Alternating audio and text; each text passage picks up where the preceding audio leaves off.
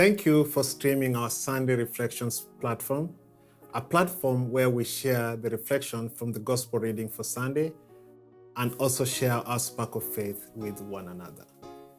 When we began the Lenten season, I invited you to join us on this meaningful journey of penance, self-reflection, and grace.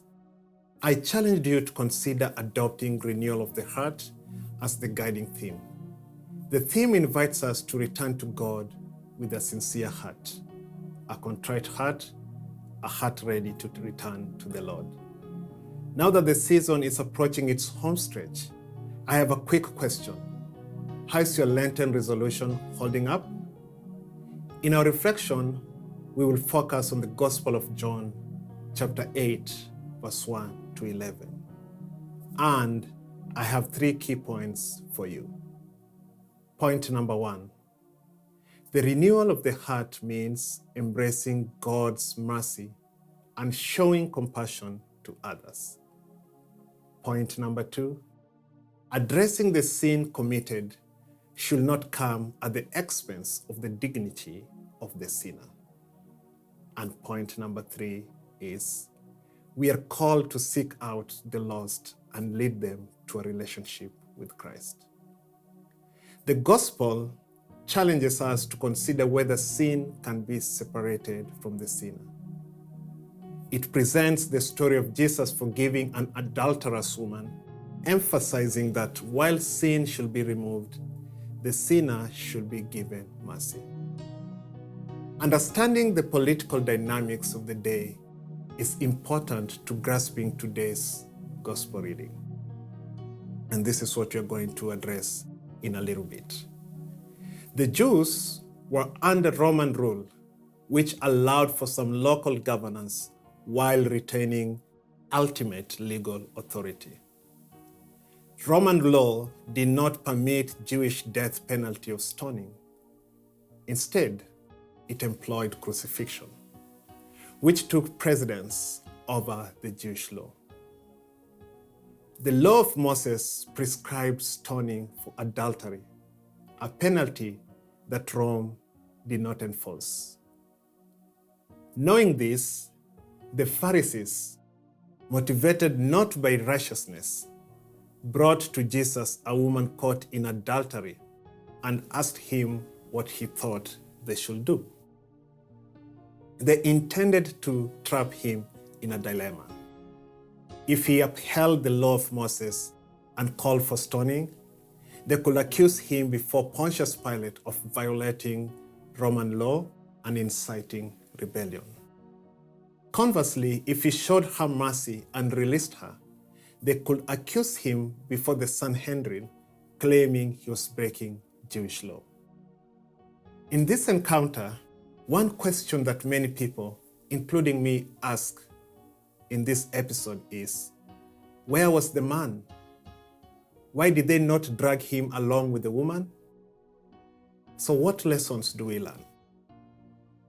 The gospel invites us to contemplate God's mercy as shown in the encounter between Jesus and the woman caught in adultery, to whom he restored dignity and forgiveness.